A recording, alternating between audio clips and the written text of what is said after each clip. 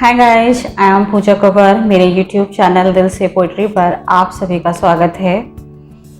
दोस्तों, गुवाड़ी यानी संयुक्त परिवार के घर का बड़ा सा कच्चा आंगन, जब इस तरह के आंगन हुआ करते थे तब परिवार कितने सुखी हुआ करते थे और परिवार के सारे लोग मिलजुल कर उस कच्चे से आंगन में अपने सुख दुख की बातें शेयर किया करते थे।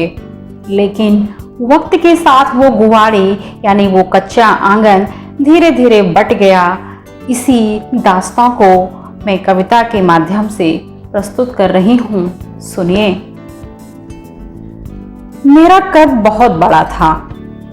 आंगन में जब एक दरख्त खड़ा था, मैं बंटवारे के नाम के लफ्ज से अनाड़ी हुआ करती थी।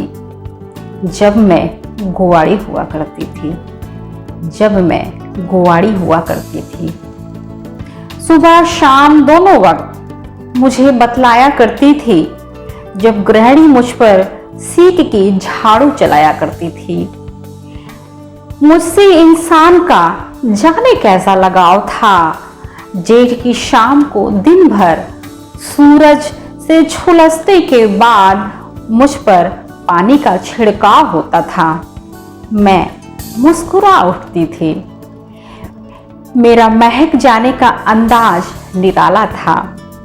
मैं गुवाड़ी थी। मेरा कद बहुत बड़ा था। आंगन में जब एक दरख्त खड़ा था। मैं गुवाड़ी थी। मेरा कद बहुत बड़ा था।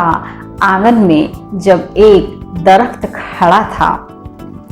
बच्चों की नन्ही देह पर, बड़ों के नंगे पांवों पर मेरी धूल इतराया करती थी। उस वक्त जब मेरे एक हिस्से में माँ पालक भतुए की क्यारी बनाया करती थी। कभी एक टांग पर, कभी दोनों टांगों पर हवा में उछला करते थे।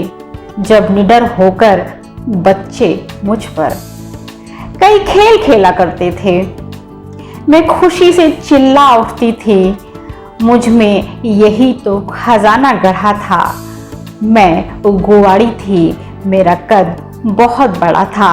आंगन में जब एक दरख्त खड़ा था।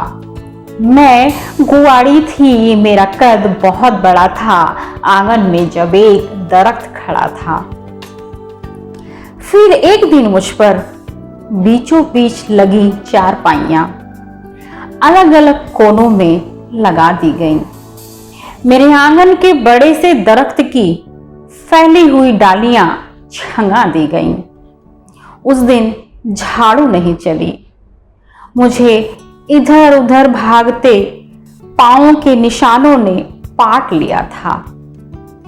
फिर सतत ऊंचे शोर ने बताया कि मुझे बांट लिया था। फिर सतत ऊंचे शोर ने मुझे बताया कि मुझे बांट लिया गया था।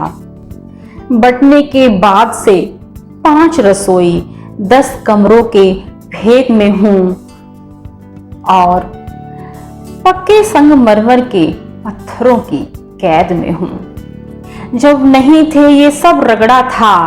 मैं गुवाड़ी थी। मेरा कद बहुत बड़ा था।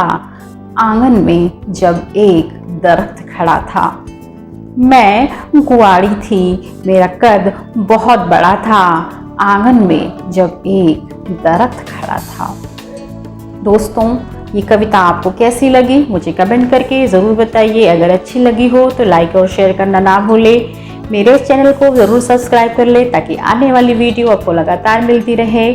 आप मुझे इंस्टाग्राम और फेसबुक पर भी फॉलो कर सकते हैं। मिलती हूँ एक और नई कविता के साथ। तब तक के लिए स्वस्थ रहिए, मस्त रहिए। जो प्राप्त है वो पर्याप्त है।